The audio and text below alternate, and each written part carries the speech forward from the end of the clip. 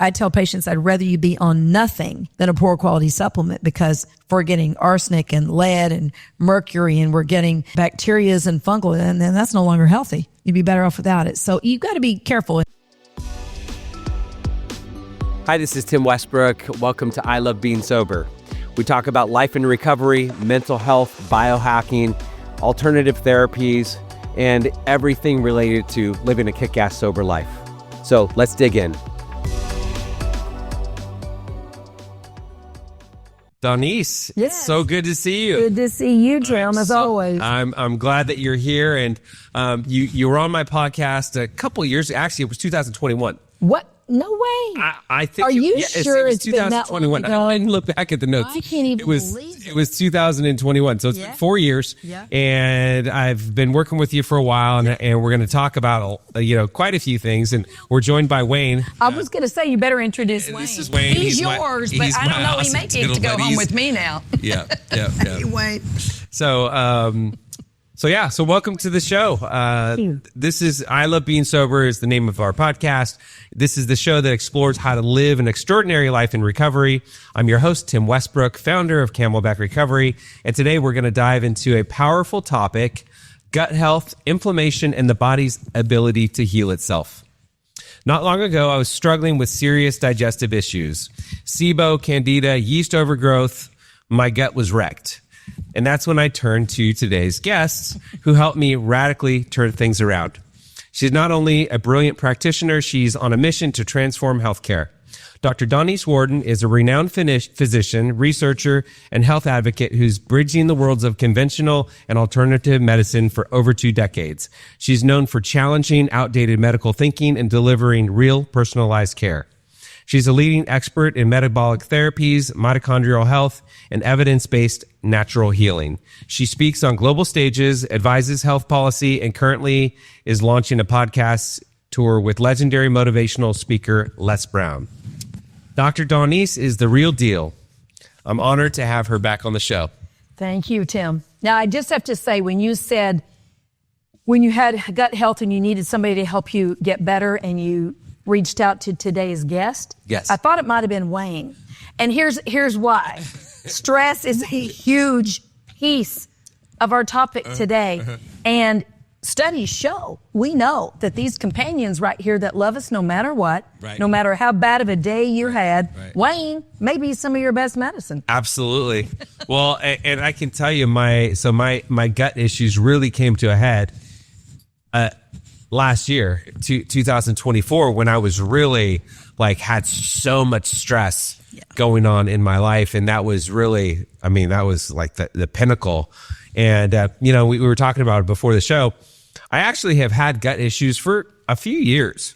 Mm-hmm. And they'd be mild, and then they'd come on a little more severe. And I remember a couple years ago, you ordered a SIBO test for me, and it sat in my cupboard for like any perfect patient, right? Exactly, for a couple of years, and then finally last summer, I was just like, it was so, my gut got so bad, and I finally went back to you and said, okay, let's do something about this. Yeah, so you remember that test from a few years ago? You still need to do that? Yes, exactly. Yeah. So let's talk about gut health. Okay. To get started. So let's set the stage on gut health for the average listener. Okay. What gives you the right to claim you are an expert on gut health? I'd say 25 years of clinical practice, and I'm a researcher, so I'm a clinical researcher. I've also a published researcher, so I dig down deep in everything. Mm-hmm. And, as a naturopathic medical doctor, day one of our school is health begins and ends in the gut. Okay. So 4 years of medical school with that mindset to begin with, and then all this clinical experience since then. I have quite a bit of cases and patient histories and data to look at. Mm-hmm. Are there other people out there that are more experienced in different individual areas as far as research? Probably, yes, there will be. PhDs, this and that. But as far as a clinician, I've been working with it for a long time. Right. And that's my experience. You're one of the best researchers. And so it's not, anytime I go to you with a question or when it came to my issue, you don't just go off of your past experience and your past knowledge. It seems like you're always digging up new material and figuring out the best way to attack whatever issue it is. Right. And I would say it's really finding the root of the problem. Right. There might be more than one thing, but instead of here's a whole bunch of supplements, take all these things, I hope you feel better, here's a medicine, you got to get, why did the body get to this state to start with? Because if you don't change those habits, even if you get better with a few supplements or antibiotics or whatever you're going to try to do, it's going to come back. So, it's always finding the root of the problem. And that means mind, body, spirit, physical. You have to look at all of it. Right. What does it mean to have a healthy gut? It means that for the most part, your digestion is doing its job. It's breaking down the foods. It's easily passed. You're having a bowel movement. We may talk about that in a minute, what that looks like, a normal one. But when everything is working well in the gut, that affects your immune system, your mood, your behavior, your microbiome. I mean, mitochondrial health, longevity, you name it. So when you're asking the question, what does it mean? It means everything. Without your gut health, your body and your brain is not going to work well at all. It's not going to be at 100%. And it may be the demise of you as well. Right. It's important. Can you break down the gut-brain connection for the listeners? Right. So we think of, the neurotransmitters are the chemicals that our body makes. Everybody's heard of serotonin, I feel better, dopamine, the reward hormone, all these things. What they're not realizing is that the majority, like over 90%, are made in the gut. They're not just made there, but there's a signal going back and forth from the brain to the gut. Am I okay? No, I'm not okay. And it works both ways. If the gut's upset, brain's not going to work well. You're not going to sleep well. Your focus will be off. Your mood will be off. And if the brain is having issues from reality of things that are happening in your life, that will affect your gut. That's why you get an immediate stomach ache, or your stomach feels weird when something bad happens in your life. Right. So they're a two-way street through the vagus nerve, which innervates almost every organ in your body. So it's not just brain gut, it's every system in your body. But that really direct two-way street between the brain and the gut, very important. And the more we study it, the more we realize that they are highly connected. Right. There, I'm pretty healthy. Mm-hmm. I think I'm pretty healthy. Mm-hmm. I exercise, I eat healthy, I get enough sleep, and I pray and I meditate and I do breath work and I'm very healthy, and on the outside I look very healthy. Mm-hmm. And I've got these major issues with my gut, and I don't think I'm the only one. No, because as I talk about it, it seems like there's a lot of people. So tell me about it. How many 70 million Americans have diagnosed digestive health issues. Okay. Now, here's the thing. Heart disease is our number one killer. Okay. Number two is cancer. It's going to overtake heart disease. But guess which body system that we spend the most money on and the most visits? It's not on heart. It's not on cancer. It's with gut health. Okay. It is the number one reason why people are going to the doctor. Yeah. Okay. And we're spending billions of dollars on it. Mm-hmm. So no, you're not alone. Right. It's big. Yeah, it's big, and I think it's one of those things where people can kind of just continue living and kind of ignore it for a while until you've got a constant stomach ache. You can't think, you can't sleep, right. Or you're running to the bathroom, or you can't go to the bathroom and you're in pain until you can't ignore it. And that's a lot of people. Right. Wait until then. Right. Right. You're healthy enough, you could ignore some of those not quite perfect symptoms. Mm-hmm. Get a little bloated, or a little gassy, whatever it is, right? You can kind of ignore it. Most people go, doesn't everybody have that issue? No. Common is not the same thing as normal. People think it's common. Doesn't everybody expel gas all the time? No. Right. Doesn't everybody have some bloating? No. It's common. Mm-hmm. But it's not normal. And we've got to stop fooling ourselves and start knowing how important it is for our gut health, because from longevity, mitochondrial health, all the, biohackers wearing all the wearables, all the things that we're doing to try to live healthy and live a long time. it's your gut health is one of the main things. And I think a lot of people don't know what to do, and we're going to get there because it's, I mean, it's a big deal. And I mean, I can tell you right now, I've been working with you for almost a year on my gut, and I feel way better, like a gazillion times better today than I did a year ago. And, so how does gut health apply to mental health and addiction? Well, those neurotransmitters that we're talking about, right? So the brain chemistry, and that has a lot to do with addiction, dopamine, all this that, a lot of your listeners are already very aware of those neurotransmitters and how they interplay with addiction and mental health. So if it's not being those neurotransmitters and hormones are not being modulated, they're not being told to do the right thing at the right moment in the right ratio, it's going to affect everything that has to do with addiction and mental health. So, I think it's one of those areas we need to spend more time in recovery. Anybody that's working in these areas, they've got to really start paying attention to their gut health because that makes a huge difference. Right. I think a lot of times when people, especially early on in recovery, early on in sobriety, it's like if an alcoholic gets sober, alcohol is sugar. Right. So like I know for me, when I get sober, I'm cake, pie, Jolly Ranchers, ice cream, you want to get like that whatever. I had to get that sugar. Right.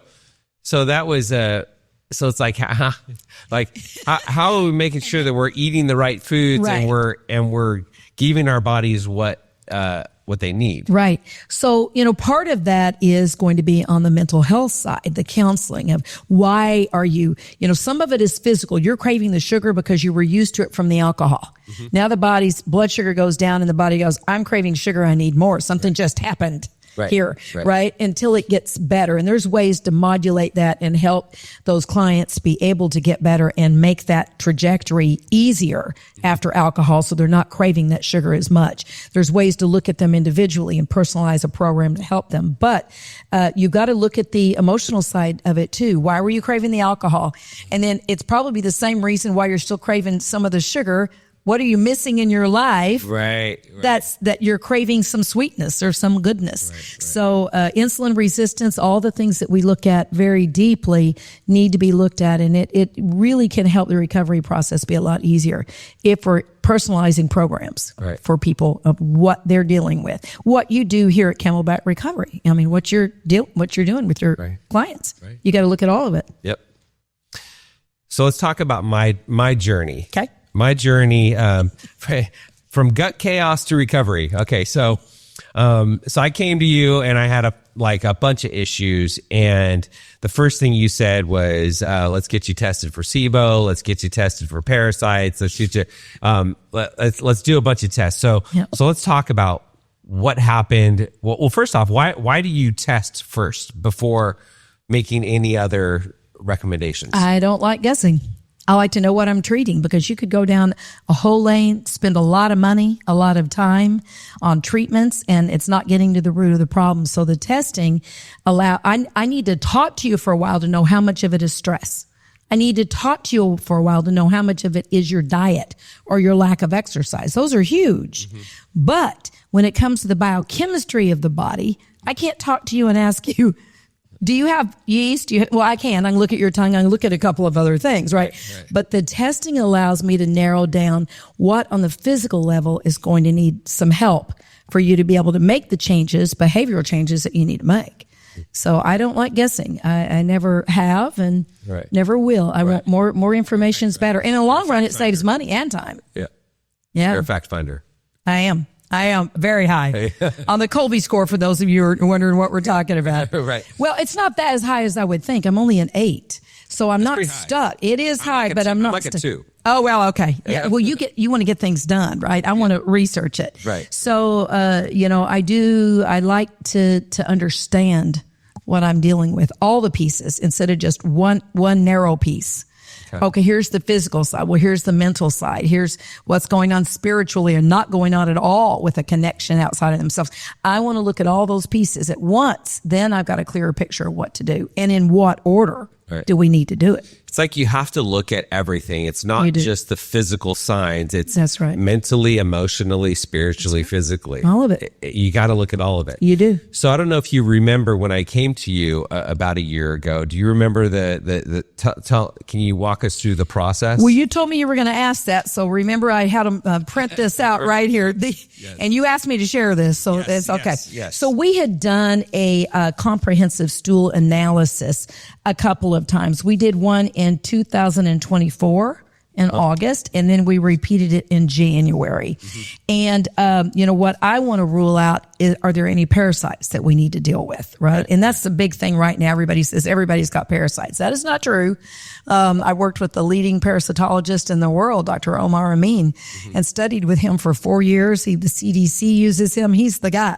Okay. So I know that not everybody has parasites. Probably a few more have it than they think. Right. But not everybody has it. So rule that out.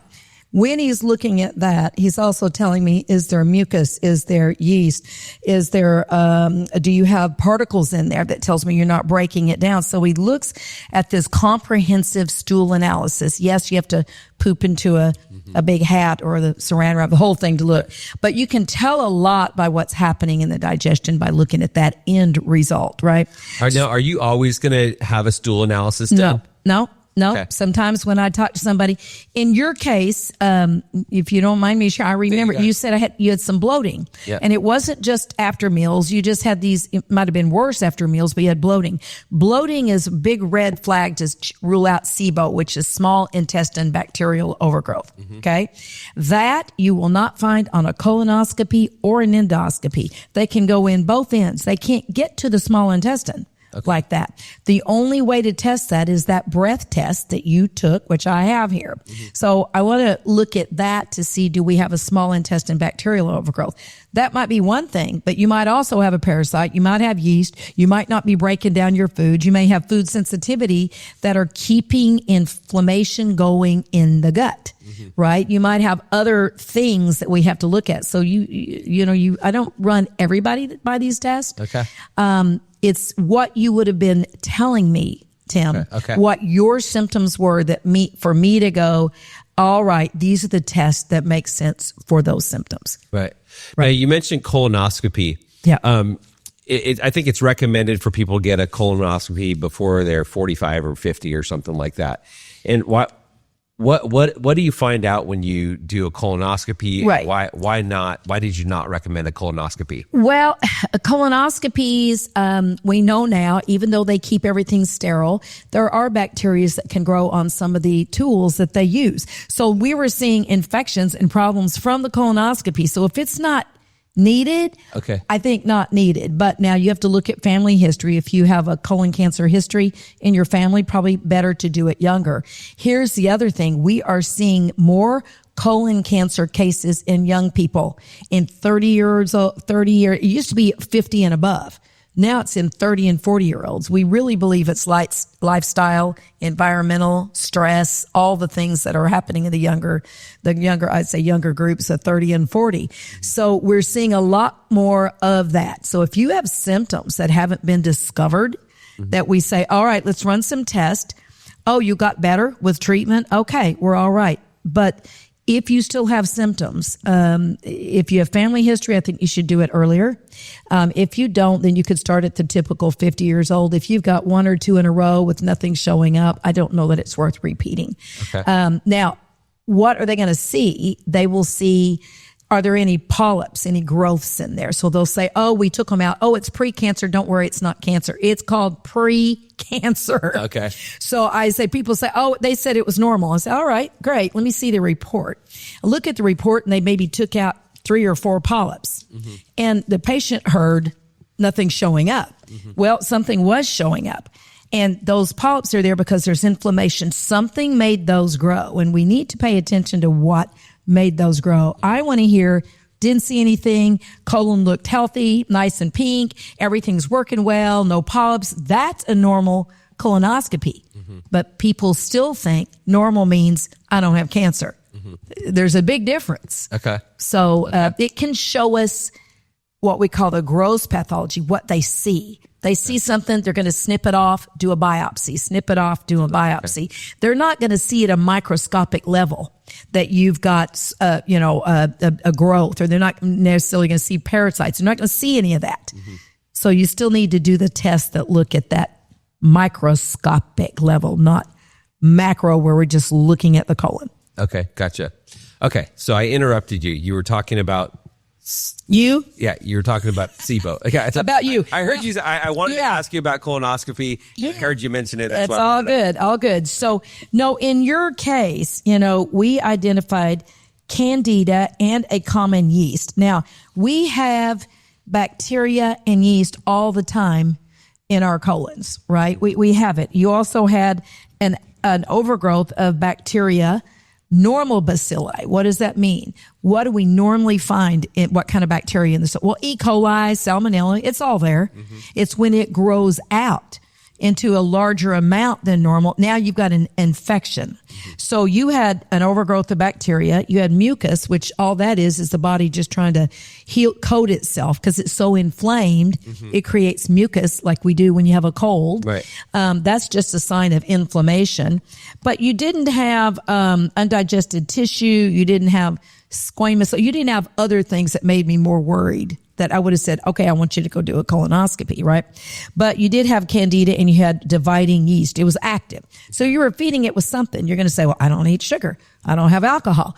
I'm not eating carbs. I'm not getting, yeah, but guess what else can feed that? Stress, all the other pieces. It's not just the foods that allow these things to overgrow.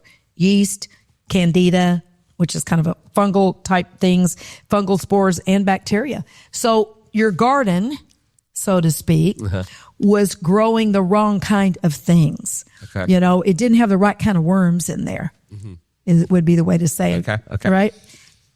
And the next time we looked at it, though, you still had, you didn't have the mucus. So the inflammation had gotten better, but you still had bacteria, Candida, and all that. And that's why I said, okay, we're going to deal with that. We're going to be able to help you with that. But the SIBO test came back, and there's two types of gases or two types of bacteria that can grow in there and cause that puffy, that bloating.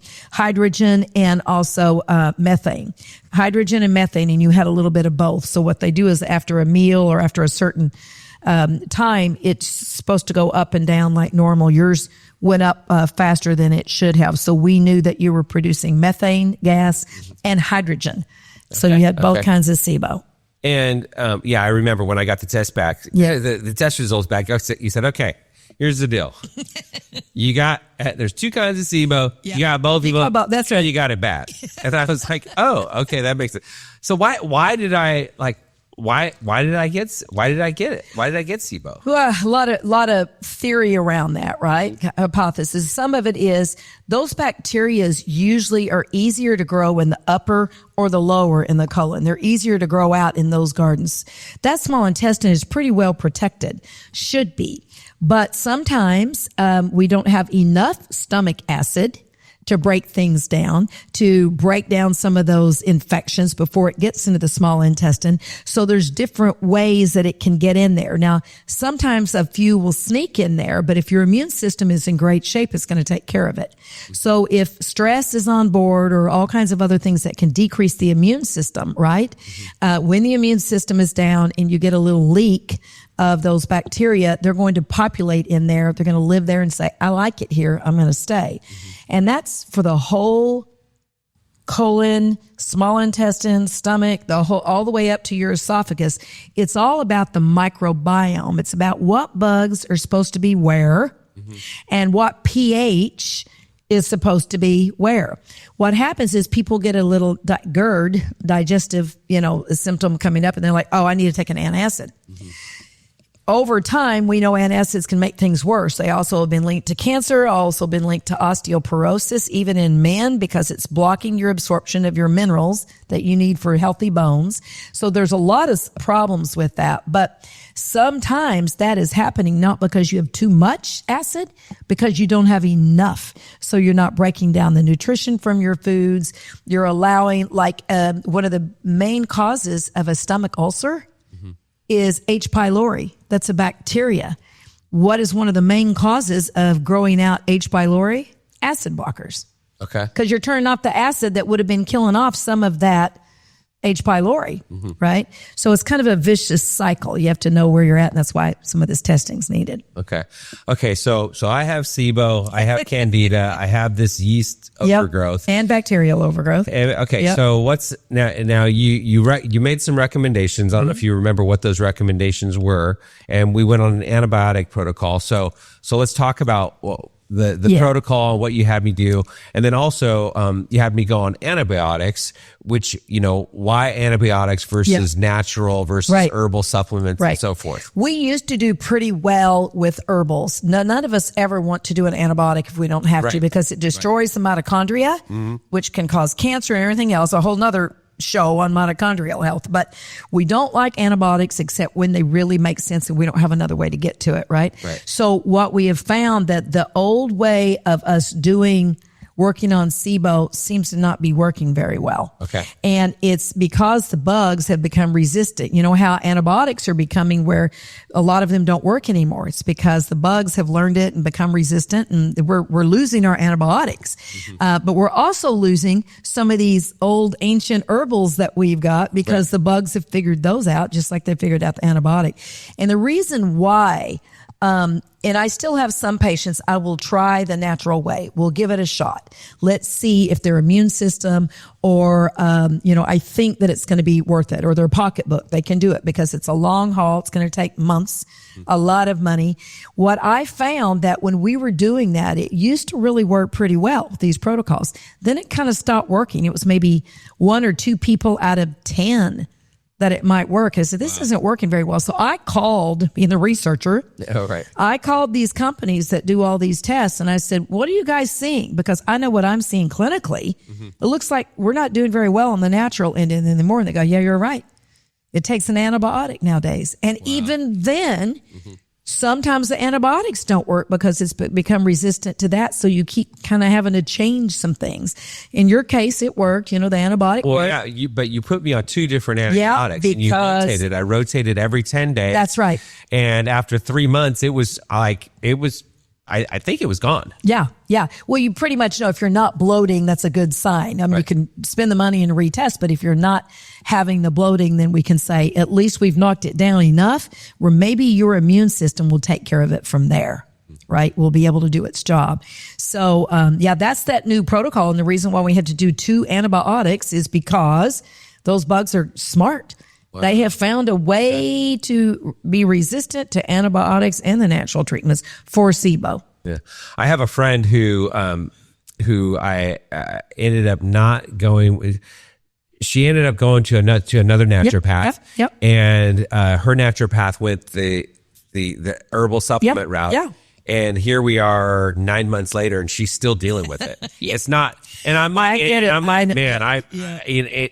And I think to your point, the herbal supplement routes, it's just not, it's not working. Give it 3 months. But if it's not, or even a month, you should start feeling some relief. If you're not, then you've got to ask yourself, you say, this is not working.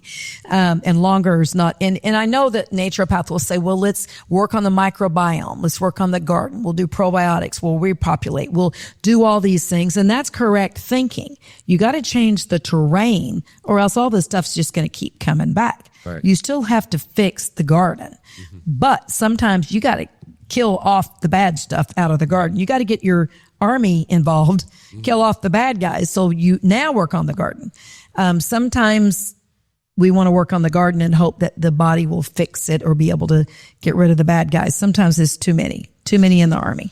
Now, I've heard that once you have SIBO, you kind of might always have SIBO, or potentially it's going to come back. You might, I guess, relapse. If you don't take care of that garden, if you don't change the garden, you haven't changed anything.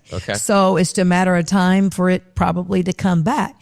But if you're working on tilling your garden, if you're working on the microbiome, if you're eating foods that are, fermented foods, you're helping the gut microbiome and you're getting the inflammation down, there's no reason for it to come back. But if you had a reason why it started, and you're still living your life that way, it's probably going to come back. Correct. If you go back to doing what you were doing, That's right. you're going to get what you always got. That's exactly right. Yeah. Is that a recovery term? Right. Right. Yeah. Right, one of those things. Same thing with your gut. Yeah. You got to change something. Okay. So we had the SIBO, and that was anything else.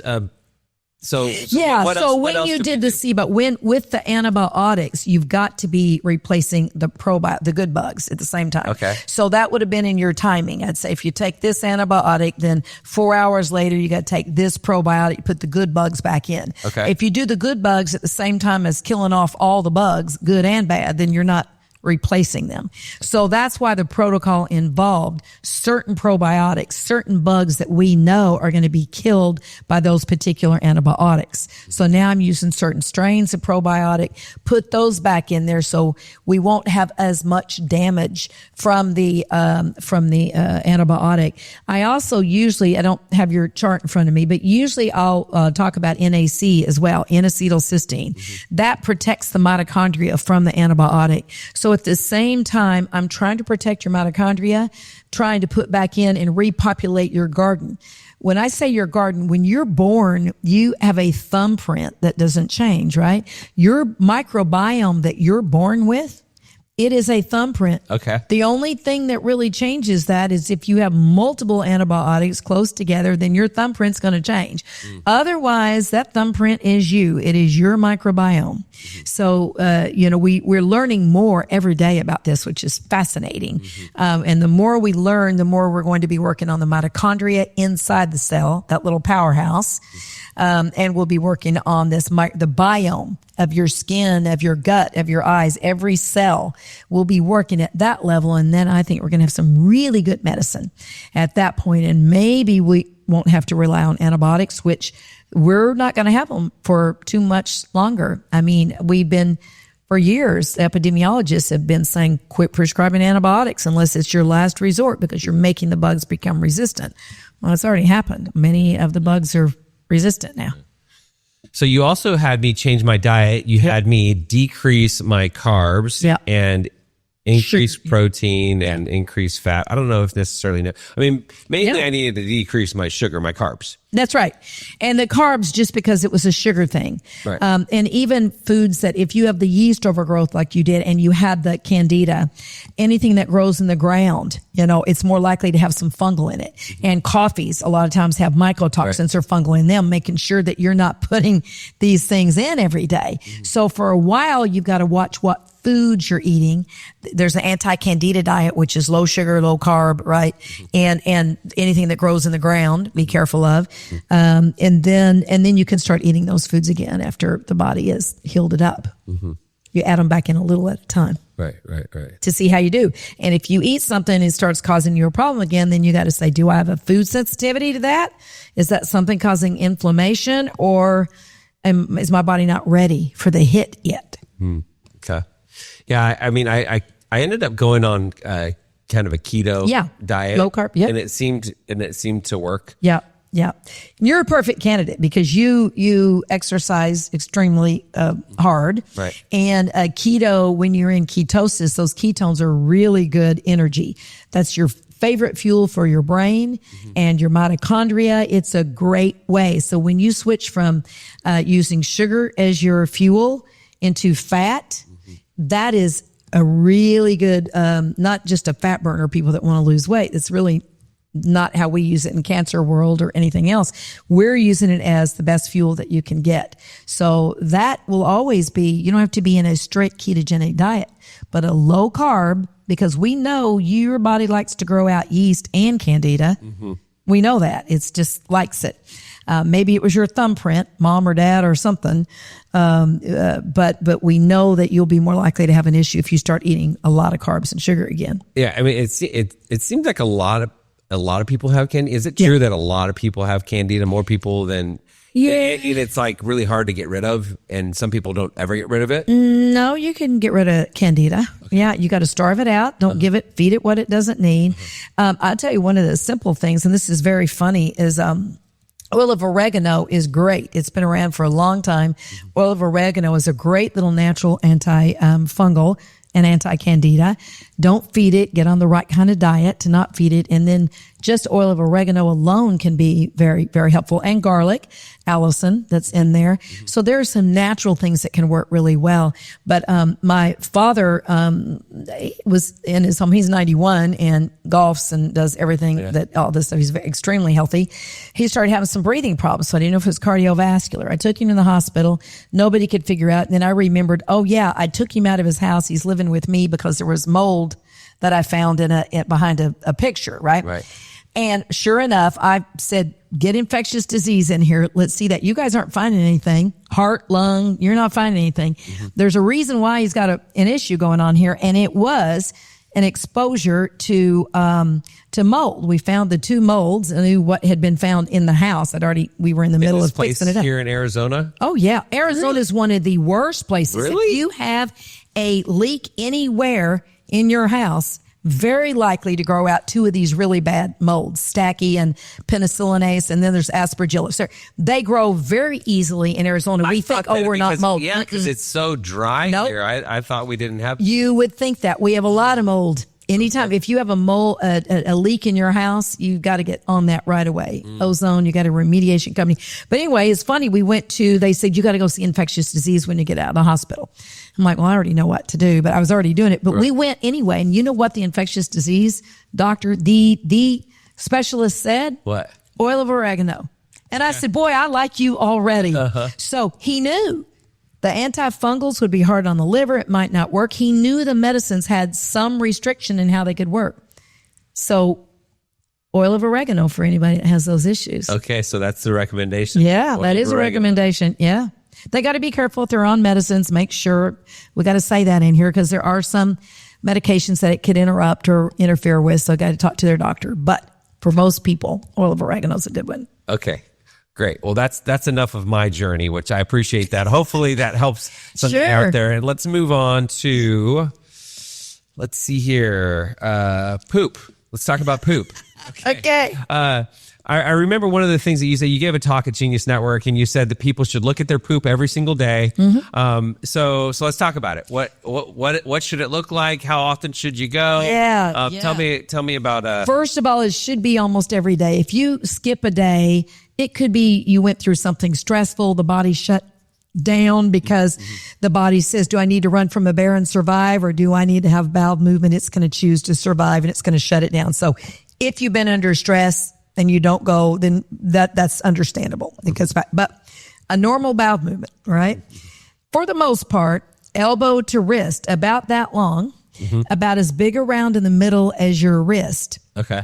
Medium brown color. Not too dark, not light. Light is gallbladder and fats and all kinds of problems.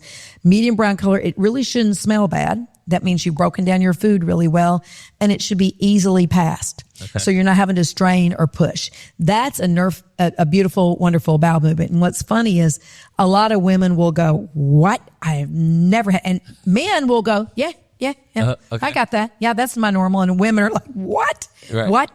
Women are more, I don't want to say anxious, but they do ruminate more. The brains in a brain in a woman, we never shut it off. A man's brain can shut off. So when I say, Tim, what are you thinking? And you go, I'm not thinking about anything.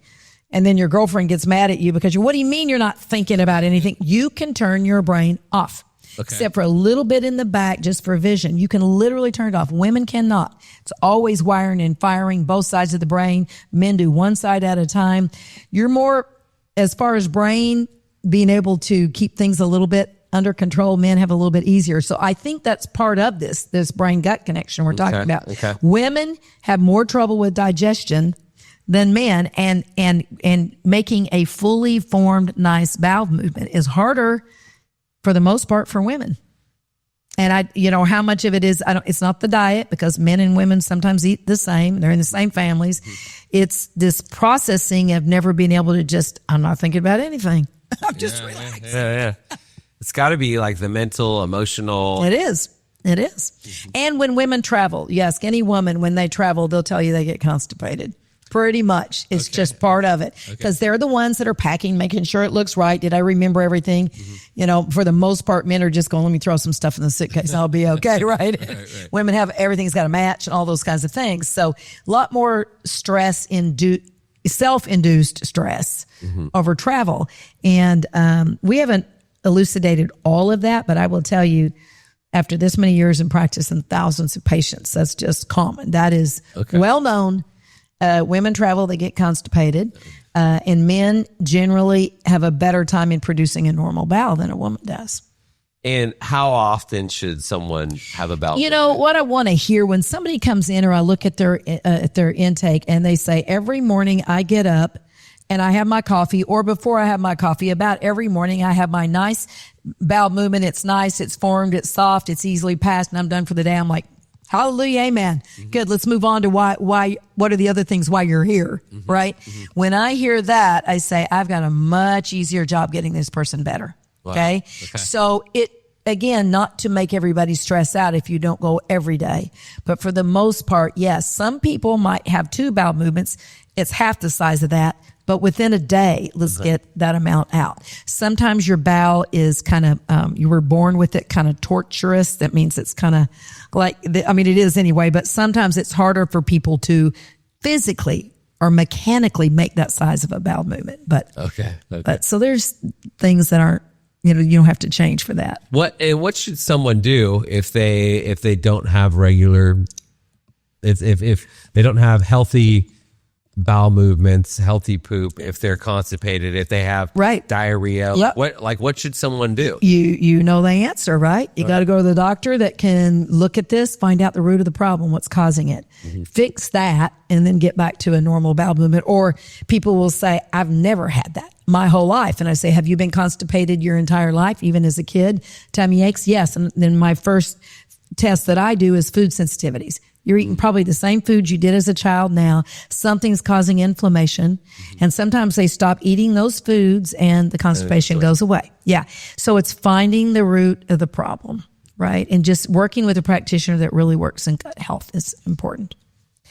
Going to get your colonoscopy and they go, everything's fine. Or you don't worry, you had a few polyps. We took them out of there. They weren't cancer. They weren't cancer. Well, there were polyps. Shouldn't be there. Right. So what's the cause? Yeah.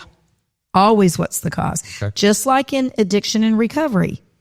What's the cause? What's the trauma behind it? What is it? What's underneath What's underneath it? And it's the same thing with everything in health. Right. Yep. So let's talk about hidden factors, inflammation and mitochondria and more. So you've said that gut health, mitochondria, inflammation, and even energy levels are all connected. Can you break that down? Right. So if the mitochondria, that's everybody go back to school and you remember the little mitochondria that's inside the cell, that's what produces ATP. ATP is energy. That's energy for the cells, energy for the body. That is your energy fuel. And if something is disturbing the mitochondria, it can't produce the ATP. You're going to feel it. Your energy level is going to be down. And mitochondria, when that gets damaged in the metabolic cancer world where I sit, we believe that's the true root and cause of cancer is mitochondrial damage. Right. So, sugar, all the things that we all know are bad, that all put stress on the mitochondria. So your energy level, your absorption of your ability to break down the foods. You might be eating really healthy, but if you can't break those foods down and extract the nutrition out of them to go where it needs to go for this body to function, you're still in trouble. Maybe you need digestive enzymes for a while you're trying to figure out what's happening. Some people, I will say, entrepreneurs, biohackers, people that like to go, and have that, a self-induced stress, good stress even. Digestive enzymes seems to be one of the best things also for athletes because you're putting a lot of stress against these systems. And digestive enzymes help you break down that food. So from your protein, your fat, your carbs, you're getting the best extraction of those nutrients that you can. So I think a digestive enzyme before meals is good for pretty much most people. I'm a big fan of digestive enzymes. Okay. Yeah. For a lot of reasons. I know that. Yeah. No, you do. Yeah. So, you can't see it, but you can in time feel it. What's in a digestive enzyme anyways? How's it work? So your body makes enzymes, and then you've got enzymes in the food. Enzymes are the thing that when you slice a vegetable or a fruit, it starts turning brown. It's pre-digesting itself. Okay. So enzymes, if our body's making all that it needs to make, we're good. So it breaks down protein. Proteases break down protein. Lipase breaks down fat, right? So all the different types of enzymes break down the different macronutrients. So they're specific to help you break down each one of those types of food. And sometimes somebody might need a little bit more of one than the other, and then we adjust which formula would be best for them. Now, is our like sauerkraut, fermented foods, is that does that do the same thing as a digestive enzyme or similar? No, not really. Not really. Well, they're all kind of related, right? You get one thing better, then it gives a chance for the other things to get better. But when you're eating fermented foods, you're working with the microbiome, those bugs, good bugs, bad bugs. Okay. Our body, we're mostly bugs. People think it's us. We're very little DNA that's us. What we consider Tim's DNA that makes you Tim, that's very little bit of what this body is. It's mostly bugs. People get freaked out about that, but that's the truth. We got to learn to live with the bugs. So how many bugs do we have? Like how many bugs? I forgot how many billions billions and billions. We haven't even identified all of them. Yeah. But we know that these biomes, these colonies of bugs, bad bugs and good bugs, some are good for us, some are bad for us, but we're mostly bugs. So your question was, where were we going after? Sauerkraut, kimchi, fermented foods those help you with making more of your good bugs. They're food for your good bugs. Okay. They're food for the good bugs, right? But they're not, and they can in the long run help with digestion, but digestive enzymes are like their enzymatic activity. They go in there and help you break things down. So they're more of a mechanical fix. Eating fermented foods is a different way of making your garden. That's when I say work on your garden, the good bugs versus bad bug ratio. That's what that kind of stuff does. But I will say you've got to be careful. A lot of people are trying to make their own kimchi, their own matcha. You can really, there's some serious problems that can happen with that. If you're not doing it right, you can make yourself very ill and end up in the hospital. So if you're going to do that, do it right. The problem with buying it in the grocery stores, once they've homogenized and pasteurized it, which they have to by law, so like raw milk, once they've pasteurized and done all, you've lost the benefit. So sauerkraut is pretty good one. I mean, you don't have to worry about that. That's just a good one. You can buy it and know that it might help you a lot. But if you're going to make your own, be very careful and do it right, or else it could be causing more harm than good. Gotcha. I just go to Costco. Well, but remember in Costco, they have to homogenize and pasteurize it. Now, you might get a little bit of benefit from it. Sauerkraut? Oh, sauerkraut's good. And that raw sauerkraut. And kimchi. Yeah, and you can get Costco that's exactly now. And in bulk. Yeah. And their raw sauerkraut's great. It's raw. It's not cooked. It keeps all the things. Costco, I'm a big fan. Right. They've got big fan. I don't know if you've ever been to Scottsdale Meat Market, right? 32nd Street in Indian School. I don't know. That's great. Well, a lot of farmers markets and these little places do. FDA frowns on it. I mean, literally, if you get a bad batch of that, it could kill you. It could. It's dangerous, but it's also some of the best medicine that we can have. Right. So if you've got a reliable source and you drink a little bit of it, and especially if you're in good health and your immune system is in good health, I'd say I'm not against raw milk. But if your immune system is suffering and you get a bad bacteria out of that, it could kill you. How much raw milk should I drink? If you've got a good health and everything's going well, say half a cup a day. Okay. That might be good. But again, it's a catch-22. I can't tell you that it's safe because it hasn't been pasteurized and homogenized. Right. But once they do that, you've lost a lot of the benefit. Now all you do is get the bad stuff from the dairy that we don't want. Right. Yeah. Here's what you do. You get your own cow, right? Yeah, right. Yeah, we all have time for that. Yes, yeah. One more stress, right? Exactly. So mitochondrial health the impact on recovery or mental health? Yes. Well, if you think about mitochondria they don't just produce ATP energy. They also affect the immune system. They affect the ability of the body to modulate that brain chemistry. So they are really the powerhouse for most things in the body. As we learn more, the more we're going to know about how they are very intimately involved with the brain. So as far as recovery and all that, I think we need more studies to know what could we do, would we do, particularly to mitochondria. If we have the ability to test and say what's going on with your mitochondria. We don't have that ability right now. But when we know that, then we can say, okay, this matches this matches that. We're not there yet, but we do know there's a very strong connection. Yeah. Is that anywhere in the near future where we're going to be able to test mitochondria? Well, we can test it now. You can see it underneath microscopes. You see how active they are, and that's how we. I've never had. Well, it's not. Well, no, it's in research, right? It's an expensive thing. So it's in the research world.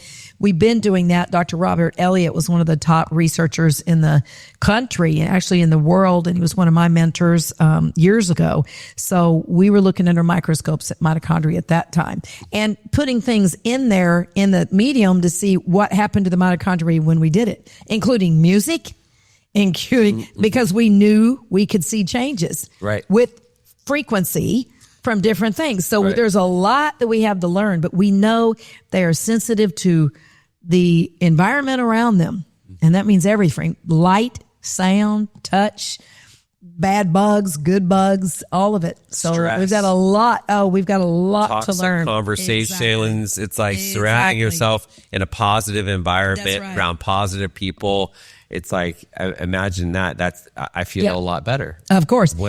Another thing is nature. My dogs. That's one of the best. I mean, that has been studied. Right. We know what that does to us with the dopamine and the serotonin. They just are great little healers.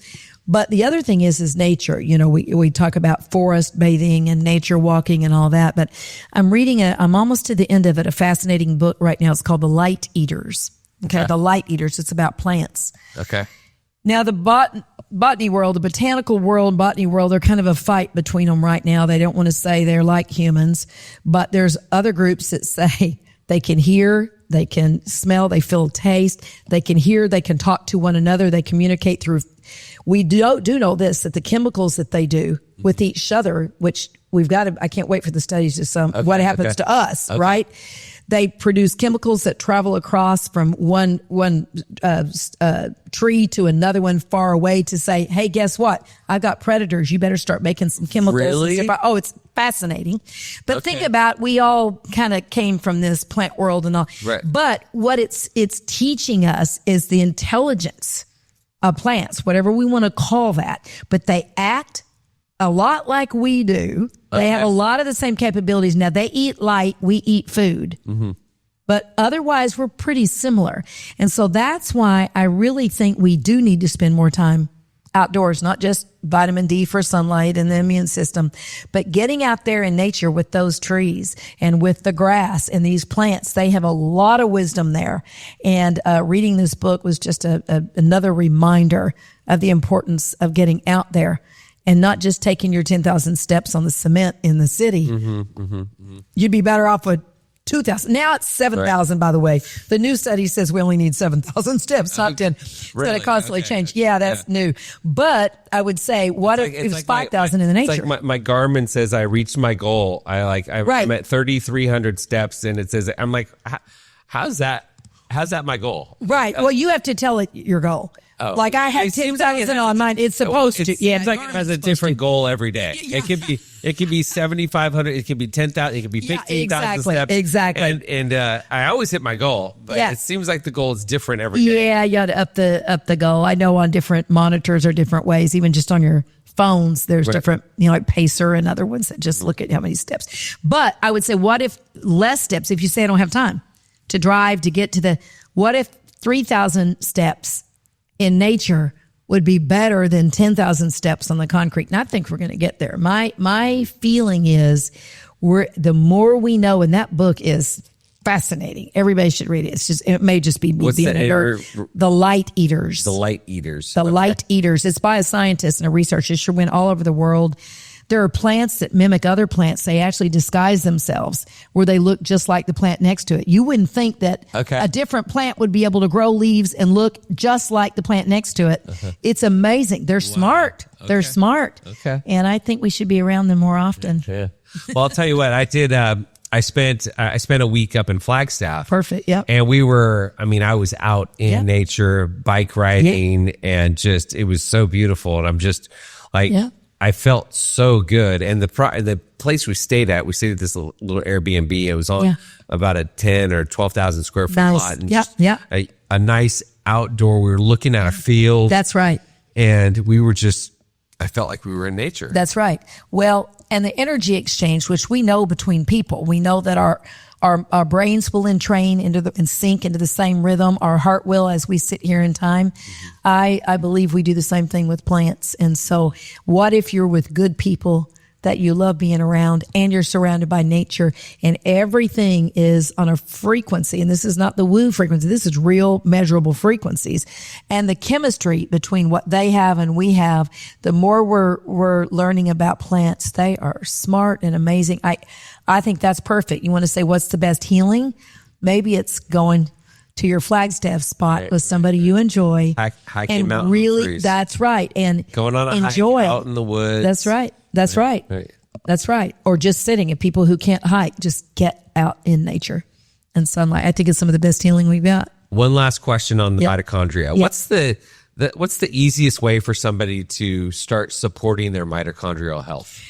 Well, there's first, don't stress it, which is stress, and also glucose, sugar, all the things that we know that hurt cells. That's all the bad stuff we're not supposed to be doing. But also things like N-acetylcysteine, NAC is good for mitochondria. Alpha lipoic acid is, I think resveratrol. There's some supplements that can support it. Now, that brings us to something we probably ought to discuss. NMN. And NADH and all that. The science is there of what that looks like from longevity and what that can be. And it's exciting.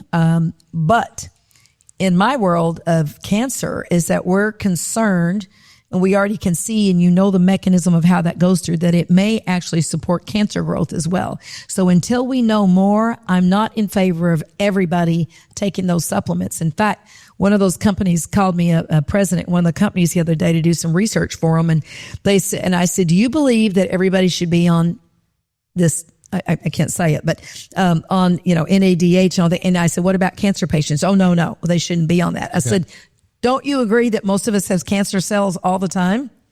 Going? And well, yes, but we're not going to, and I said, I know that. So I think we need to be careful jumping on the latest bandwagon of what's the biggest longevity thing right now, mitochondrial health. And you'll see it. There's a lot of supplements out there of that right now that say support mitochondrial health. What I know is what's been out long enough, like alpha lipoic acid and acetylcysteine, those have been out long enough for me to feel okay with recommending those for mitochondrial health. But the new stuff, we need to wait, in my opinion. What's the one thing besides taking a supplement that someone can do to support mitochondrial health? Is there something? Well, again, polyphenols, all the things like the vegetables, a little bit of in-season fruit. If you watch the glucose levels, keeping your insulin resistance, not making your pancreas have to work hard against all the carbs and the sugar. All that stresses mitochondria. So it is all the diet and lifestyle and exercise that we're talking about. But I will say this, if you over-exercise, like marathon runners or others that really, really, really. I think I'm guilty of that. Yeah, I know you are. And I'm letting you say it. But that can stress the mitochondria. So there's something called hormesis, which means a little bit of stress to the body is good. It wakes up the immune system, makes the muscles, like when you work out, you tear down the muscle, you eat a protein meal, or protein within an hour so you can build it back up. A little bit of stress is good. It keeps the body awake and alive, but too much stress keeps it broken down. So there's a fine line of knowing Where is your line where too much is too much? And mitochondria too, they can only make so much ATP. Do I want them fighting disease? Do I want them helping with the immune system, the brain, all the wonderful things that it does? Do I want it busy there, or do I want it taking all of its energy just to try to repair you because you rode your bike for however many miles? Right. As I'm Fast prepping, and after pushy. prepping for Costa Rica. That's what I mean. Right. That's what I mean. So, and it's good, but if that brings you joy, that brings you relaxation, Right. that helps with your recovery, there is a fine line. There is a fine line. And you've got to the say mental, emotional, that's spiritual, all of it. all of those things. That's right. They're, that's what I'm working on. Yeah. All of those things. Right. And so when you are able to meditate and really feel your body, really, really know, where am I? Mm-hmm. Who am I? Where am I? Right. How's my body? And you can really tap in. You'll know, look, I've been pushing a little too much lately. Mm-hmm. Okay, body, I hear you. I'll calm it down a little bit. Or your body says, I am good. I am ready. Let's go. Then go for it. Right. It's about being body and mind aware and spiritual, all of it. It's being aware. Yeah, it's paying attention. And how much do we spend time really trying to listen to our body? Right. How much time, as opposed to let's ignore it and do all the things that are supposed to be right for us. Mm-hmm. Let's biohack and do all these things, but not paying attention what the body's really telling you. Mm-hmm. So that's an art, and that takes patience and awareness to know. Yeah. It's How much is too paying much? attention. Being aware, I think there's, I mean, for so long, I didn't have any awareness. Sure. I think a lot of people don't have Most awareness. people don't. Most people Yep. don't have awareness. They don't. It tell me what to do, what to eat, how much to exercise. I've got a symptom I can't, like I've got bloating, get rid of it, Dr. Worden, figure it out, do it and get rid of it. I'm going, yeah, but wait a minute. Yeah, we can, but what else? If you want to be 100% and live longevity for a long time, we've got to become more aware. Right. Let's talk about self-healing, the Mm-hmm. body's inner pharmacy. You say the body can make its own antidepressants, pain relievers, even sleep aids. Mm-hmm. Can you explain that? So those chemicals and those hormones that we make are far stronger than any medicine that we've got. Morphine is our strongest pain medicine. It's our strongest. And I think it's 10 or 15-fold, I've forgotten. It's at least 10-fold stronger than morphine is what we make, our body makes. Okay. So we have the strongest medicines, not only the strongest, but our body knows the right dosage. Mm-hmm. Right. It knows the right timing. Right. It knows if it's going to interfere with something else and contraindicate. There's nothing smarter and better than your body's own system, its own immune system, because the body knows what it needs. And when can it produce all that? When is it aware enough, back to awareness, to say, I need to produce some anti-inflammatories right here, or I need to, try to help heal the gut up. I need more peptides or proteins. It's when you're in that parasympathetic relaxed state. When you're telling it go, and it could be something exciting, go, or it could be something, oh my gosh, I'm going to be eaten by a bear. Right. It doesn't know the difference between running from a bear or going to something you're just super excited about. It just knows, it says, listen, I need to shut down a few things right now so that you can go run. And when it shuts down your digestion, your libido, your ability to repair, the DNA repair even. Everything that's not vital to survive in that moment gets shut off. And so how often are you doing that in your day? Right. How much are you doing? Even in your sleep, if you're not sleeping, you're still, brain is going and go, right, yes. And still running from the bear in your sleep. Mm-hmm. The body doesn't have time to recover and to repair and do all the magic that it does. So that's why meditation, prayer, all those things, very important. Well, Joe Dispenza, like that's his teaching. He talks, he spends a lot of time talking about the body. Your body is its own pharmacy. Yeah. So, 30 years ago, I would say that's been said since, millennia. I mean, all the yoga masters, everybody knows that what our body produces. Now we have the science to show it. Right. What happens when you're in that state, when the brain is in the brain waves that are slow and they're coherent, they're in these orderly rhythms. What happens to the physiology of the body and the repair? Now we can see it. Right. It's been known. How many Joe Dispenza retreats have you been to? Well, we started with Joe because my husband does a lot of the music for him. What's it been, 20, 25 years ago. But we used to go, Barry would play live with him and I would go with him all over. I don't know, maybe not as many as you'd think. Just too busy. Maybe, I don't know, 7, 8, maybe over this time period. Somebody just told me that his retreats pre-COVID, he would have like a couple hundred people there. Well, we were with him when he had, when it was pre-COVID. even smaller than that, when he was just starting out. Yeah. So that gives hope to everybody that has this message that they want good teachers with good things. Right. You know, you just do your thing. If you're walking your walk, talking your talk, and you're authentic, it's going to grow. Now he's got thousands. It sells out in 15 minutes. Well, no, we just signed it for the 10-day in Cancun. Yeah. We were there.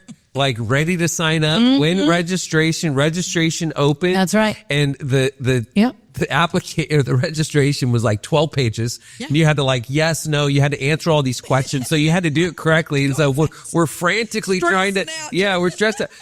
And we sign, and I get in and then Jennifer gets in a few minutes later. Yeah. And I heard that it sold out in less than 10 minutes. Oh, they do.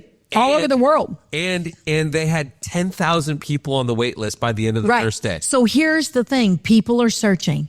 Right. People are looking for something and they like a message, like Joseph says, this is in your control. Let me teach you how the brain and the body works. Right. Now it's up to you. Now do these processes. He doesn't put himself up as a guru. I'm going to heal you. He's teaching you can heal yourself. And that's just a really good teacher, educator. Yeah. You know, there are others out there, but Joe's got a great personality and and then word of mouth. People are just like word of mouth. People are like, that was awesome. I like it. He's so good. Yeah. He's so good. Yeah. He's funny. And he walks his walk he's authentic. Yeah. I mean, I love it. I'm a huge believer in his work. And I mean, it's just whatever I believe. Like, if I believe I can heal, guess what? I can heal. That's exactly. And if I can calm myself down, if I can pray, I can meditate, I can, that's right. Like a lot of these problems are going to be resolved. And what Joe's talking about are science. He's teaching the research. You know, the research is there. He is doing, he's funding some of his inner science is connected to him, some of his own research on some of his processes, you know, the guided meditation with music, and it's called guided GM something. Anyway, it's music and meditation together. And what they're seeing is DNA repair. It's amazing. And this is out of University of Southern California in San Diego. The research that's coming out of that is just mind blowing to the world of people that are stuck in, you've got to show me the science. I don't believe any of that stuff. It's all like, well, here it is. Right. Here it is. Look what we're seeing. Right. And they're still like, oh, that can't be right. That can't be right. Well, we'll have to do more studies. We'll have to do more. And in time, it'll just be known. Right. But if you're doing it for yourself, you know it to be true. It could be any process that brings you peace, that gets you to that parasympathetic relaxed state. It could be just music. It could be something else. But whatever it is that gets you to that place, that's where the healing happens. Right. And it's real. We measure it. Well, you're kind of answering this question, but what do you think is the easiest way for someone to tap into their inner pharmacy? They've got to find that process that does it for them. It might just be trying to get out in nature for a minute because the brain's so busy. If I say, listen, I've got somebody who suffers with a lot of anxiety, this and that, and say, listen, you need to go meditate, quiet your brain. It's going to be a miserable failure. Now, that's another thing that they say, I can't do. I'm a failure at. Guided imagery, somebody talking them through it. Sometimes they can't even do that. They say, I don't want to tell somebody to let me float in a bubble and it's driving me crazy. You know, I don't like that guy's voice or whatever it is. Right. So then you just start with breath work. Breath work, music, the music that they like. It's preferred music that relaxes them, and just breathing in and out. Now, when you do breath work, what does that do immediately? That brings you right to your body, doesn't it? It brings you into feeling what we're talking about. When's the last time you were body aware? And breath work is one of the best ways to do that, because when you try to wrangle down the mind, sometimes it's hard and you're not going to win for a while. And I would say, just speaking to breath work or even just breathing. most people don't breathe. No. And I learned that when I went and saw a guy named Larry, my friend Larry Arnold. He's one of my coaches that I work with, and I wanted to do Ironman. Yeah. I remember I went to him and I said, listen, I want to do Ironman, but I can't run more than 5 or 6 miles. And then he worked with me for one session. He said, well, I can tell you that you're not breathing. Diaphragmatic breathing. Yeah. And I'm like, well, what do you mean? And I realized he had me put on some boxing gloves, and I went through and did some boxing with him, and next thing you know, I'm seeing stars. Right. He said, I told you, you're not breathing. Right. And I realized that I was walking around with very short, shallow breaths. Yeah, that's right. Most people. And now I notice I can walk around and see most people are walking around with very short, shallow breaths. That's right. Which is going to increase mental illness, which is going to, you're never going to be able to get to that sympathetic space. And you're never going to be able to tap into that body's pharmacy, right? Tap into the body's pharmacy, exactly. You know, I was in pain management before I started working in cancer, and then I've always worked in the mind-body part, but in pain management, and now especially with cancer patients, is that when they're given morphine at the end or they have bone metastasis to the bone, excruciating pain, there's only so much the meds can do, but the best pain relief is the breath work. And so I have taught for 30 years, and I teach people, and I say, listen, lay down and just see when to take a deep breath, and they're doing it up here in their chest. That is only oxygenating up here. If their belly is not coming up and down, they're not using the diaphragm. If you watch an opera singer and they've got big breath, they're brilliant. You never see their shoulders rise. You don't see the chest rise. This is all relaxed. It's all there in the belly in that diaphragm. Right. So I teach them, and the best way I know is I put their hands on me and I say, just feel this. And I'll put it on my sides or on my front and the back, and they'll take a big breath and I'll breathe in and out. And they're like, whoa. Even just feeling me, they're like, wow, I didn't believe that your rib cage could do that. And I said, that is control of breath, even the front and the back, that you can control that diaphragm. That kind of breathing is what everybody needs to learn how to do. And anytime you're stressed or anxious or whatever, you've got a presentation, whatever it is, or there's something that is tempting you that you want to go do that you shouldn't be doing, do some breath work, because that'll bring you right back down into feel your body and not do it. I think breath work, in my experience, it's the easiest, it's the quickest way to get grounded. It is. Change my mental state. I do breath work every single day. I mean, when I wake up in the morning, first thing I do, I do breath work, I pray, I meditate, I do a gratitude list. But breath work is always part of my morning routine. And it's just, it's just something I do. Well, when you do it, and you meditate in the morning, you put yourself into this good state that we're supposed to be in. And so when the day goes by and life is happening and you're like, oh my, if you're getting too far away from that field that you felt in the morning. So if you don't do that work and you're always running and grabbing and doing, you don't know any difference. But when you wake up in the morning and before you go to bed at night, those 2 times, if you will ground yourself, get back into that state, those 2 times, then when your life is happening to you, okay, I'm getting too far away from it. Okay, I need to do breath work. Or in my case, I really do well with music. I do really well with certain music that just immediately, because I've trained myself to be able to do with what we call ambient music, or music that I know what it's doing to my heart and brain entrainment. I know the science of what it's doing, so I can immediately tap in. Sometimes breath work makes me think, I'm having to work hard on my breath work, and the music just lets me just be. So everybody's different. Right. You got to find out what works for you. Right. Supplements. Let's talk about supplements. Scams. What to know before you buy. So everyone in recovery, I think this is all people, not just people in recovery. This show is for everybody. Yeah. And people want to feel better, and they want to feel better fast. Yeah. And they're spending hundreds or even thousands of dollars on supplements. Yeah. So what should people be looking for? Let's talk about supplements. Well, first, we'd like to think we could get it all from our foods. We can get a lot from our foods. It's still our best nutrition.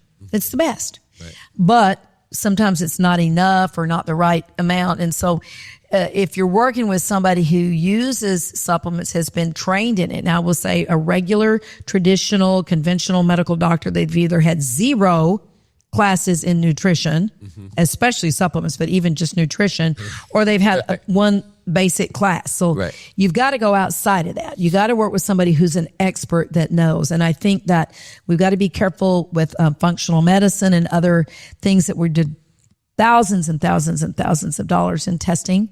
If you would just sit and listen to the patient, like I listen to you and you say, I bloat, and I go, okay, I got to run a SIBO, or I could have run 20 different tests to look at all of it. It's cool. It's fun, but it's very expensive. So I think we've got to be careful because sometimes we find all these little things and we start prescribing a supplement for each one.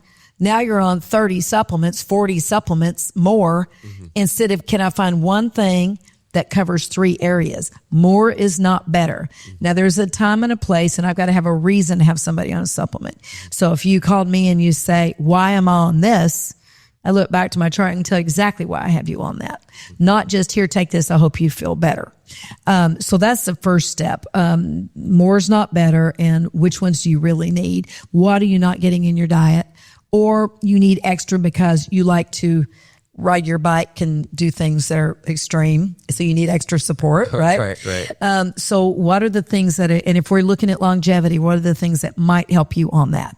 And then you look at the pocketbook, say how much can we afford to do, and is it real? There's a biohacker out there right now that says he does 100 supplements a day. No one knows how those interact with one another. There's no way for him to know that. Are they canceling each other out? Are they causing more harm than good? Just because something's good for this and that's good for that, how they interact together, it's an art to know that. Some things we know you can't do together. Most things we don't know. We don't know. So that's the first step. And the second is the quality of the supplements, because I've been in the nutrition industry and have helped formulate. I was part of the team that brought pea protein to the market. It didn't exist before we brought it in because all the healthy greens drink were spiking blood sugar levels in patients. I was noticing it. And I'm like, everybody doing the greens drinks because they're not eating enough greens and all, but their blood sugars are going up. I'm like, what in the world? So we realized you had to put protein and fiber in it. We changed the industry. But because I've been in that world for a while, I know the quality of a lot of it that's out there, and it's not good, Tim. I would venture to say 90% or more are suspect. Suspect in they may have heavy metals, they may have bacteria growing in there, may have fungal. They might have tested their batch of whatever their ingredient is at the beginning when it came in, but it sat there for a year while they're making products out of it, and it grew fungal. It grew all kinds of bad stuff and bacteria, and they didn't test the end batch. So I have a full-time person. All they do is looking at the quality, and I've probably got, 50 or 60 companies that I work with. I want the best product for the best price. I'm not tied into a company. But I spend a lot of money and I don't even pass that on, but I would spend a lot of money because I know how bad a lot of the things are there. And even if it's a good company and every time they give me beyond a certificate of analysis, if they pass my quality control, which is far more than anybody I know asking them to do it, at least I know I've got a shot that whatever the patient or the client is getting is good quality and it's not going to be harmful. And it has in the bottle what it says it has on the bottle. Right. That's very important. Sometimes it's not even the same substance. And sometimes I tell patients I'd rather you be on nothing than a poor quality supplement, because if we're getting arsenic and lead and mercury and we're getting bacterias and fungal, and then that's no longer healthy. You'd be better off without it. So you've got to be careful. And if you're buying it wherever, here's some things to watch for. You can ask any company something you put in every day. You can call the manufacturer and say, can you send me a certificate of analysis on this batch number? It's right there on the bottle. Can you send me the C of A that you did the testing on this? If they're a great company, they're going to go, I'd love to send you that. Thank you for asking me. That's great. Good question. They're going to be happy to send you that. If they say, no, we can't, it's proprietary, it's not. Okay. If they say, no, it's too costly, no, it's not. If they won't give you that, move on and don't use that company. Okay. There's far more things than that, but that's a basic good way of knowing at least they're trying to do something. Okay. And if they won't do that, I say don't do it. And here's the problem buying it from big boxes. it could have been a good quality product. It was tested, but now they've set in a warehouse where it got hot. So all the active ingredient got depleted. So you want to work with somebody who's getting it direct from the manufacturer, keeping it cold, keeping it protected, and getting you fresh batches and doing all that stuff. It's a whole full-time job. Right. But that's the best way. What you're getting when you buy big box, you have no idea what you're getting. They've actually found companies that took labels off and put on fake labels on different things. It's so bad. It's really bad out there. That's why I always just buy my supplements through you. Yeah, because I know you do all the testing. Yeah. You do the Make it certificate easier. of authenticity or whatever. Yeah. Yeah. And I just So far beyond it's it. something that I just don't even want to worry about. Yeah, exactly. And I won't sell it unless I have that. I first do no harm. That's our first tenet in medicine. So everybody's selling all these supplements, doing all this. They say, well, it's my doctor has his name on it or has a doctor's name on the label. I don't care what's on the label. I care what's inside that bottle. Right. Doctors aren't trained in that. We weren't trained in quality control. Even those of us who studied it, it was part of our curriculum from the beginning. Right. We're not trained in it. Right. One thing I'm thinking about here as we're talking about supplements, I remember I used to take athletic greens. Yeah. And I think I was training for a half marathon. I was running a lot. And I remember I couldn't run for very long until I had to go pee. Yeah. And then you said, wait a second. And you asked me a couple of questions and you discovered that I was taking athletic greens. Do you remember what you said to me? No, but I can imagine what I thought I said. I think you said the sugar. It has stevia in it. Yeah. And stevia in men potentially. I have found that. And again, not a study. I have to look recently, but I don't see a study. But I've had enough men, golfers, those that are active that say, I'm having to stop and urinate all the time. And the big key was stevia. And I'm like, well, am I the only one seeing this? I've asked some other practitioners. They go, I don't know. I have to keep an eye on it. But I have found in my practice that, and as soon as I stopped taking athletic greens, I no longer had the issue. Yeah. So and again, it's not that athletic greens is bad. It's that it had something in there that wasn't good for you. It was just the stevia. That's right. Yeah, that's it. So yeah, one simple little thing. Okay. What are some foundational supplements? Do you have any foundational supplements that you recommend for gut or brain health? Well, if cognition, if we've got problems, again, it depends on kind of what's causing the problem. But I like Keto Brains. It's a coffee creamer and it's got a nootropic in there, which is really good, like MCT and all that really helps the brain and the brain likes that. I like that. As far as gut health for most people, again, they've got to ask their doctor with what medications they're on. But a good one that kind of hits a lot of bases is butyrate. So Butyrin is the name of the bottle that I use, but it's butyrate. Butyrate is a protein and that helps heal up the gut wall lining. So stress, bad food, all those things that damage the gut wall lining, it's a good healer. It also has some potential to fight cancer. So I like it for a lot of reasons. So I like butyrate. And just good quality protein helps. We've got to have more protein.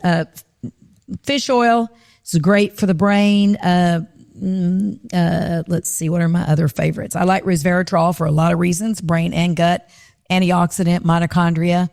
I like that. But so the basics are, if you're not eating fish, you need an omega-3, a good quality omega-3 without mercury in it. If you're not eating enough protein, the butyrate makes sense, and maybe you need a protein powder. But they just did a study, 75% of the protein powders on the shelf had excessive levels of lead and arsenic in them. 75%. And that's just the ones they tested. So you got to be careful. But a protein powder if you need it, if you're not getting enough protein, and that helps the gut. I'm probably missing some things, but the basics. What kind of protein powder do you like? I mean, I take a hydrolyzed bone broth protein. Okay. Bone broth for some people, if they have a histamine issue, it can make things worse. Okay. So you've got to take it. If your gut starts bothering you more, then you may say maybe it's histamine reaction. So one of the things when we have to go on a low histamine diet for some patients, I found that bone broth is one of the culprits. It's high in histamine. Oh, okay. High in histamine. I like basic proteins. I like the pea protein. Obviously, I brought that because it's a good branched chain amino acid, all the different pieces that you need in a protein. Very few people are allergic to peas. So it's a good one just from quality. I like pea protein. The one I've got is protein zyme. I like it because it's the pea protein. It's very low in sugar and it's just naturally occurring. It tastes really good, so people like it, but it has enzymes in there that are going to help you break down those proteins even more, those peptides. So I like protein zyme. There's other good proteins out there, but as far as quality, I will say a lot of people do egg and whey and they do all that, but a lot of people have sensitivities to those.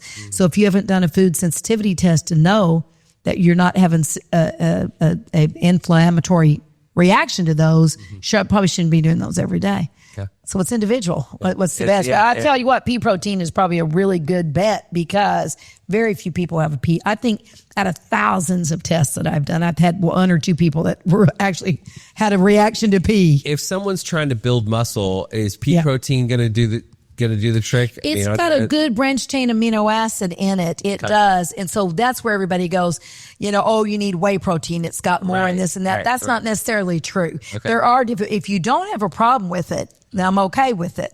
But as far what you're after are those branched chain aminos, right? Okay. And so, you'd need more of it. That's where creatine and L-carnitine makes sense.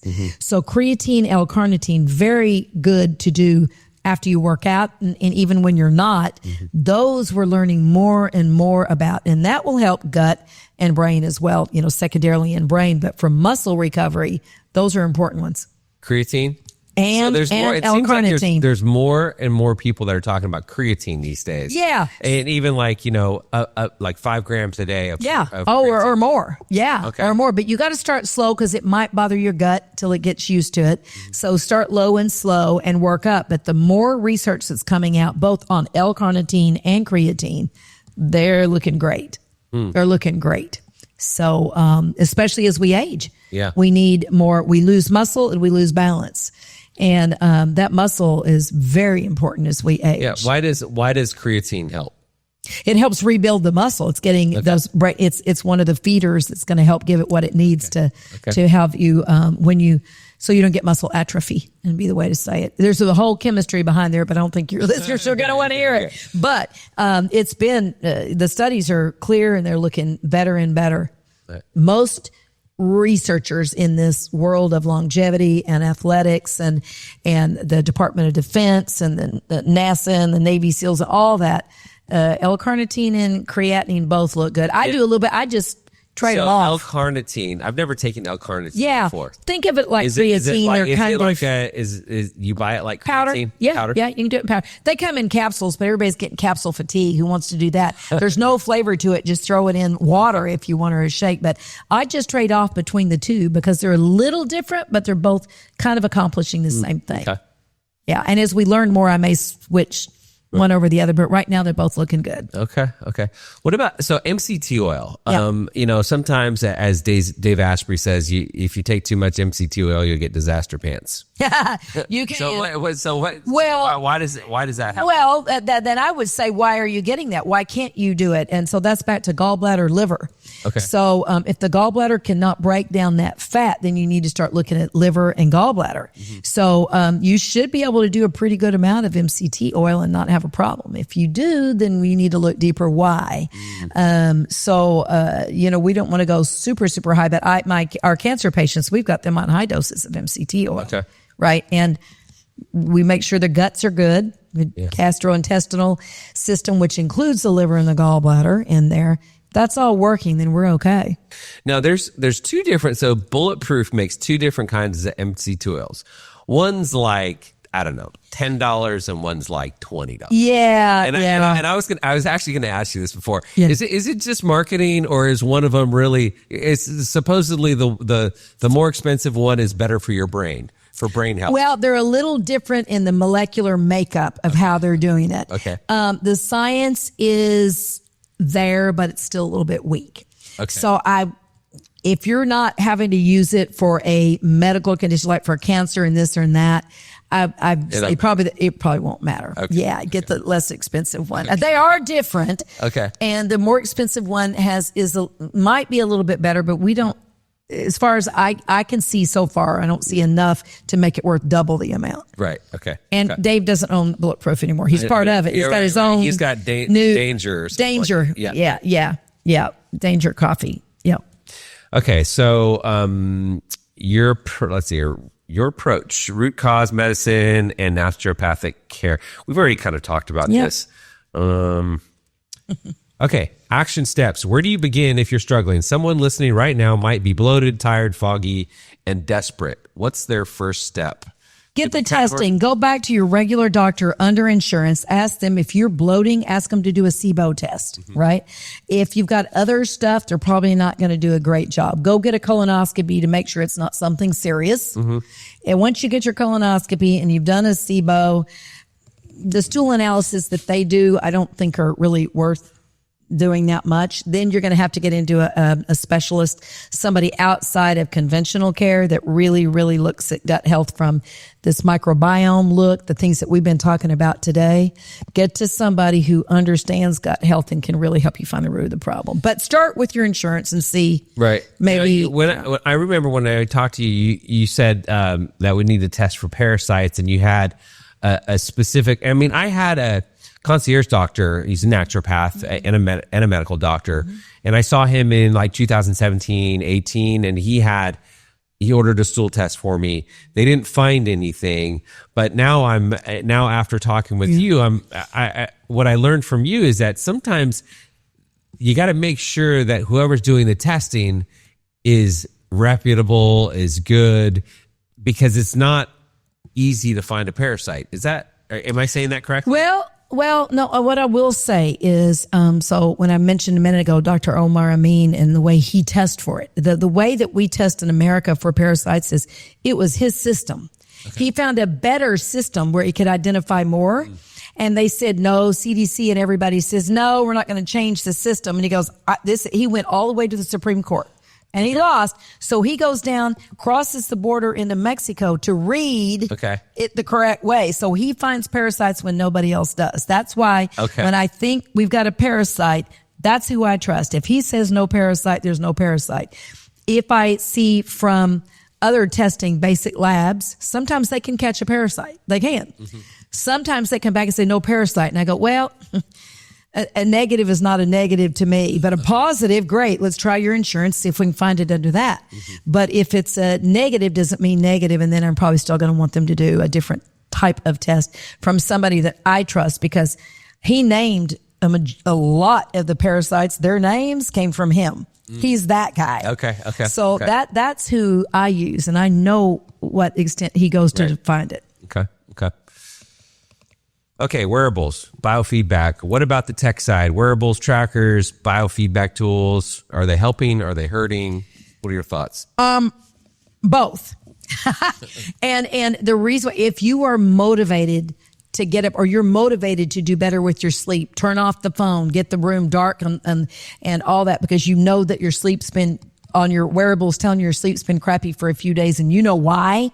You have the TV on, or you're on your phone or whatever, and it helps you get yourself back into a process that you know you should be doing. Great. Wearables give us information at the beginning, and I think it's good. I like it. Heart rate variability, very important. It tells us a lot of information about you. Some of the wearables are not 100%. In fact, most are not 100% accurate anyway. Even for sleep patterns, they're about 60 to 70% accurate. So are you getting alpha or delta? Well, maybe, but you can see patterns, and I think that's valuable. I do. But what I also see, people that are glued to their wearables and to their tracking systems. We were talking a minute ago about when's the last time you checked in with yourself to how do I feel? How do I feel? Not what does my watch say? What does my ring say? How do I feel? It's doing some good things. If you're using it to make good changes and you're not stressing about it, great. But I will say this. Some of the most stressed out people I know are the biohackers. And that's because I should be doing this. Oh, I heard about that. Oh, I got to go. Oh, this supplement. Oh, I need this wearable. They are so longevity focused, biohacking focused. They are stressing out. And I think that's more harmful than not knowing. Well, I'll tell you, it's funny. I'm laughing because on Sunday I woke up and I looked at my Oura ring. Yeah. And it says, I had a 92 readiness score. It says I'm a sleep champion. Yeah. And I'm ready to, and I posted it on Instagram. I'm like, okay, well, I guess I feel good. Now that I saw this, I feel good. So it's like, I need my Oura ring to tell me how you feel good. To tell me and how I feel. that's my point. Right. We're losing contact with ourselves. Right. Now, I like data. You know, I like data. I do. I'm a researcher. I like the wearables for a lot of the things that they do. They're not 100%. None of them are. There are gold standard ways of doing things, but they're in research labs. So I think there's a time and a place for those wearables for sure. And I will have patients do it so that I can see some things that I need to see. But to be glued to them and be saying, well, my device is telling me that I'm ready to get up and roar and go, but if you tapped in with yourself, maybe you really weren't, because it's only looking at a few things. It can't look at everything that comprises whether you're really ready to go or not. Right. It's the things it's looking at, it's analyzing and saying this, and this. And, you know, it's funny. We start looking at that data more and more and saying, if you're using it to motivate yourself and it's a good motivation, great. And your doctor may want to look at a few things. Right? Yeah. Well, and it's real. Placebo's real. Absolutely. Like your aura told you were ready to go. Okay, I'm ready to go. Yeah. Oh, were you ready? How do I feel? Hold on. Let me see. Yeah. Right. Instead of, how do I feel? Yeah. How do I feel right now? Everything, not just my body, but everything. How do I feel? Right. So. Okay, I think we've been at it for a minute here. So final insights into it. So this has been an awesome conversation, Donese. I really appreciate being here. Sure. Can people book a consult with you if they're struggling with gut health or energy or whatever? How can they find you? They can. For your listeners, I'll do a free little 10-minute consult, then call the office at 480-588-2233. If I think it's pretty straightforward and easier, I'll probably just refer them out to some good people, you know, because I take really complex cases now. I'm very selective in who I take. You got in before I started saying no to everybody. Right. But I will take some. And people say, I've been struggling. I have been through this. Nobody's figuring this out. Those are the cases I like to do. Right. So, they can call and I'll jump on there and we'll decide, do I need to see you or do I think go do these things? And then if you don't get your answers there, come back and see me. So I do a lot of that, trying to just help people. Without having to come in. Awesome. Anything? Did I miss anything? Anything I should have asked you? No, you asked it. And I think the whole thing is we have what we need. Yeah. We have everything that we need right here. And learning to tap into this is the best medicine. Right. Yeah. Awesome. Well, that's all the time we have. Donese, thanks again so much. I appreciate you. I got a lot out of this. And for the listeners, thanks for watching, and I'll see you on the next episode. Bye. Thanks so much for listening to I Love Being Sober. I hope you got something valuable from today's episode. And if you're looking for more resources on recovery, mental health, or any of the therapies we talk about, head over to CamelbackRecovery.com. You can find more episodes, blog posts, and ways to connect. Until next time, take care of yourself, keep growing, and keep living a kick-ass sober life.